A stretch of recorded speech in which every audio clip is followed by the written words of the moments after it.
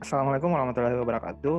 Halo teman-teman, perkenalkan kami dari kelompok 2 mata kuliah Sistem Informasi Manajemen Paralel 3 akan menyajikan sebuah karya kelompok berupa data flow diagram atau biasa disingkat DFD.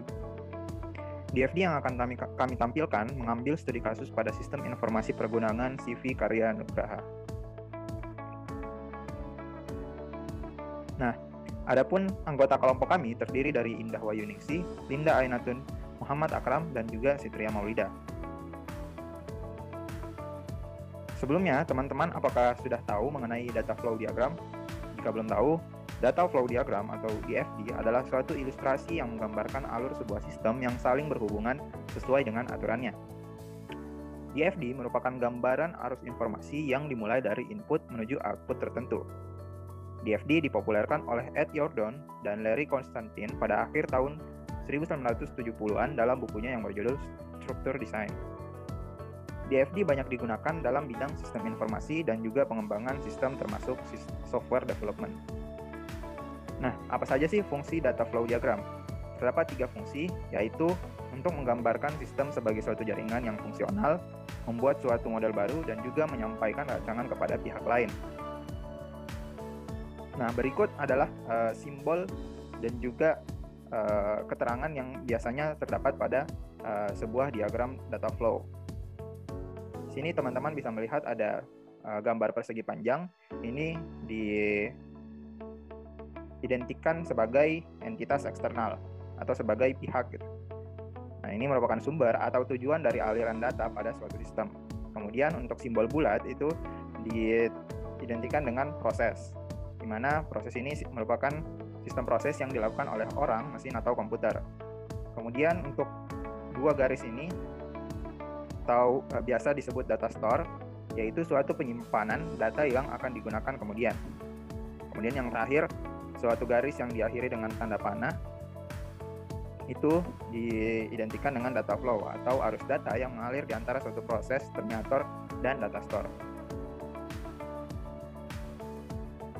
Baik, selanjutnya saya akan menjelaskan mengenai profil perusahaan dari CV Karya Nugraha. CV Karya Nugraha merupakan perusahaan yang bergerak di bidang manufaktur yang memproduksi alat-alat kesehatan seperti Verlos Bed, Gynecological Chair, dan banyak alat-alat kesehatan lainnya. CV Karya Nugraha berdiri pada tahun 2004 yang bertempat di Cianjur. Perusahaan ini merupakan subkontrak dari PT Sarandi Karya Nugraha yang bertempat di Sukabumi, Jawa Barat. Adapun visi dan misi dari CV Karya Nugraha, untuk visinya sendiri yaitu menjadi perusahaan manufaktur alat kesehatan di Indonesia yang berkualitas dan mampu memenuhi kebutuhan pasar nasional serta bermanfaat bagi banyak pihak. Untuk misinya sendiri yaitu untuk memproduksi alat-alat kesehatan yang berkualitas dengan bahan baku terpilih yang memenuhi standar regulasi serta ramah lingkungan untuk memenuhi kebutuhan pasar nasional. Kemudian yang kedua, meningkatkan penggunaan teknologi berbasis 5.0 agar tetap mampu berkompetisi dengan perusahaan lain. Kemudian yang ketiga, menciptakan kerjasama yang saling menguntungkan dengan semua pihak terkait. Baik, cukup sekian dari saya. Selanjutnya akan dilanjutkan oleh rekan saya. Selanjutnya yaitu struktur organisasi. Apa itu struktur organisasi? Struktur organisasi adalah suatu sistem yang digunakan oleh suatu perusahaan untuk menunjukkan suatu sistem hierarki dalam organisasi, di mana setiap sumber daya manusia perusahaan memiliki posisi dan fungsinya masing-masing sesuai dengan keahlian dan bidangnya. Berikut ini struktur organisasi dari CV Karya Nugraha. CV Karya Nugraha dipimpin oleh seorang direktur. Direktur ini membawa manajer. Manajer membawa 3 posisi yaitu kepala gudang, manajer keuangan, serta supervisor. Kepala gudang membawa 2 staf yaitu staf penerimaan dan staf pengeluaran. Manajer keuangan membawa 2 posisi yaitu faktur dan administrasi keuangan, serta supervisor membawa bagian marketing.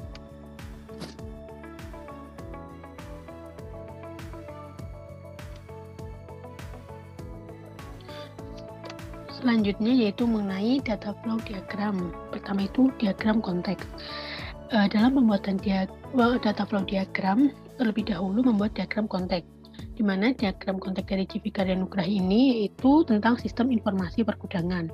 Nah, diagram konteks ini memiliki beberapa alur proses yang terhubung dengan sistem pergudangan dari perusahaan, seperti bagian purchasing, bagian gudang barang jadi, bagian gudang barang bahan baku, pemilik, serta supplier dan bagian produksi.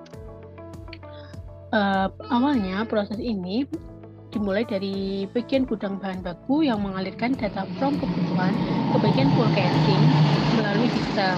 Lalu bagian forecasting akan menerima data penerimaan dari gudang bahan baku dan mengalirkan data pemesanan ke supplier untuk proses pemilihan, serta laporan pemesanan akan diteruskan ke pemilik perusahaan. Lalu supplier akan mengeluarkan data pengiriman dan diteruskan ke bagian forecasting, dan laporan pengiriman akan dikirimkan oleh supplier ke pemilik. Setelah itu, bagian produksi akan meminta data kebutuhan barang ke bagian gudang bahan baku dan diteruskan menjadi aliran proses data produksi ke bagian produksi karena adanya permintaan produksi dari forecasting.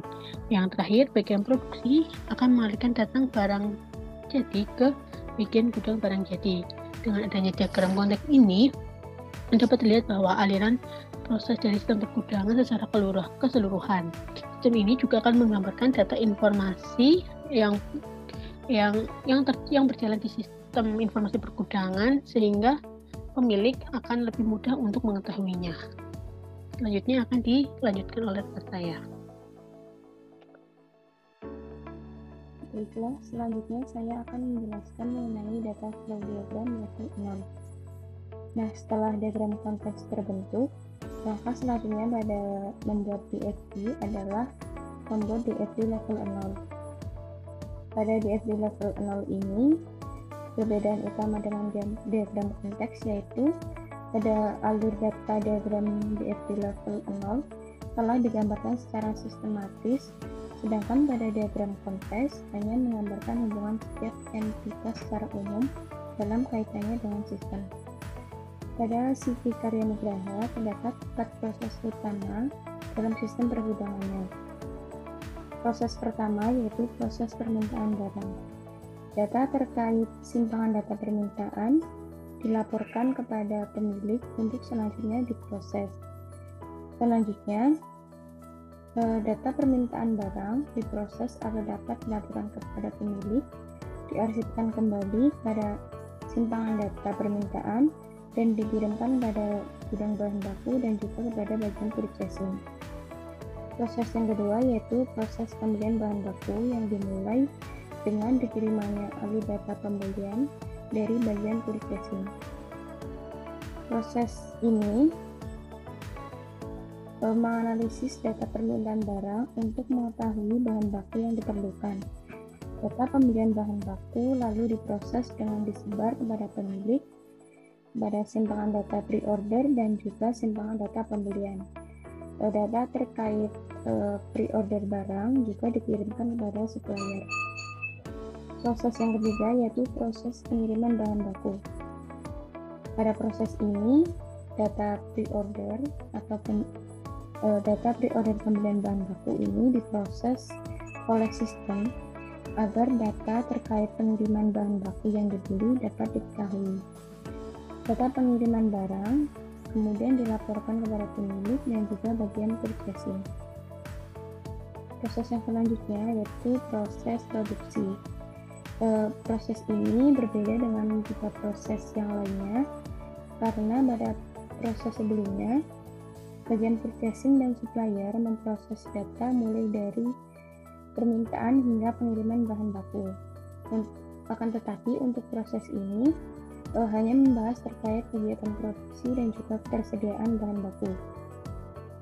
Proses ini dimulai dengan data terkait produksi yang diproses dari simpangan data produksi. Dalam data produksi ini, identifikasi, spesifikasi barang dan juga bahan baku yang diperlukan. Data kebutuhan bahan baku kemudian dikirimkan pada gudang bahan baku untuk mengecek apakah ada ketersediaannya. Apabila tersedia data ketersediaan, kemudian dikirimkan kepada bagian produksi untuk selanjutnya dilakukan proses produksi. Selanjutnya, saya akan menjelaskan tentang data flow diagram DFD level 1 pada proses permintaan barang. DFD level 1 ini memiliki 3 proses, yaitu penerimaan daftar stok barang, yang kedua pencetakan surat permohonan permintaan barang, dan yang ketiga adalah pencetakan laporan permintaan barang. Secara lebih rincinya lagi, pada proses penerimaan daftar stok barang ini mengalirkan data berupa info permintaan bahan baku ke gudang bahan baku. Setelah itu, gudang bahan baku akan mengalirkan data berupa form stok barang ke proses penerimaan daftar stok barang dan diteruskan kepada data store, data barang kosong. Nah, pada data barang kosong ini mengalirkan data barang ke 2 proses, yaitu pada proses pencetakan surat permohonan permintaan barang dan ke proses pencetakan laporan permintaan barang. Pada proses yang kedua, pencetakan surat permohonan permintaan barang ini mengalirkan data berupa permintaan bahan baku ke bagian purchasing, dan bagian purchasing mengeluarkan data berupa form stok barang kepada proses pencetakan surat permohonan permintaan barang. Dan proses yang terakhir yaitu adalah pencetakan laporan permintaan barang dan mengalirkan data berupa laporan permintaan bahan baku kepada pemilik dari CV tersebut. Nah, berikut ini adalah kesimpulan dari laporan yang kami lakukan, yaitu CV Karya Nugraha merupakan sebuah perusahaan yang bergerak pada bidang manufaktur yang memproduksi berbagai alat-alat kesehatan atau alat-alat medis. Nah, sistem informasi yang digunakan oleh perusahaan ini yaitu pada mekanisme pergudangan. Sistem informasi pergudangan pada perusahaan Karya Nugraha melibatkan berbagai entitas seperti pemilik, bagian produksi, bagian purchasing, gudang bahan baku, gudang barang jadi, dan supplier. Nah, pada CV Karya Nugraha ini terdapat 4 proses utama dalam sistem informasi pergudangannya, yaitu pada proses permintaan barang, pembelian bahan baku, pengiriman bahan baku, dan yang terakhir adalah pada produksi. Setiap proses tersebut memiliki berbagai subproses yang lebih detail. Nah, contohnya itu seperti pada penerimaan data stok barang dan pencetakan laporan permintaan barang. Berikut ini adalah daftar pustaka yang kami ambil, yaitu ada Bagir MH Putro BI pada tahun 2018 dengan judul Analisis Perancangan Sistem Informasi Pergundangan di CV Karya Nugraha pada jurnal Media Teknik dan Sistem Industri pada volume 2 nomor 1 halaman 20 sampai 29, dan daftar pustaka lainnya dapat dilihat di slide berikut ini. Oke, baik, mungkin itu saja yang dapat kami presentasikan. Salah hilaf mohon maaf, dan wassalamualaikum warahmatullahi wabarakatuh.